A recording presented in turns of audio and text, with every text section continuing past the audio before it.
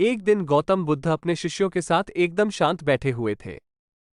उन्हें इस प्रकार बैठे हुए देख शिष्य चिंतित हुए कि कहीं वो अस्वस्थ तो नहीं है। एक शिष्य ने उनसे पूछा कि आज वो मौन क्यों बैठे हैं, क्या शिष्यों से कोई गलती हो गई है? इसी बीच एक अन्य शिष्य ने पूछा कि क्या वह अस्वस्थ हैं, पर बुद्ध मौन रहे। तभी कुछ दूर खड़ा व्यक्ति जोर से चिल्लाया, आज मुझे सभा में बैठने की अनुमति क्यों नहीं दी गई है?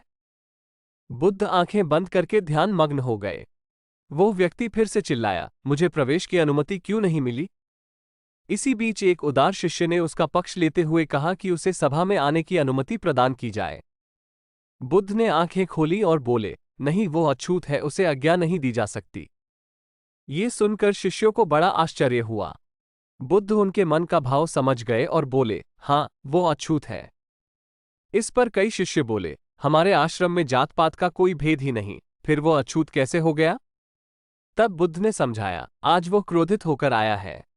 क्रोध से जीवन की एकाग्रता भंग होती है। क्रोधी व्यक्ति प्रायः मानसिक हिंसा कर बैठता है, इसलिए जब तक वो क्रोध में रहता है तब तक अछूत होता है। इसलिए उसे कुछ समय एकांत में खड़े रहना चाहिए। क्रोधित शिष्य भी बुद्ध की बातें सुन रहा था। पश्चाताप की अग्नि में तपकर वो समझ चुका था कि अहिंसा ही मनुष्य का महान कर्तव्य व परम धर्म है। वो बुद्ध के चरणों में गिर पड़ा और कभी क्रोध न करने का प्रण लिया।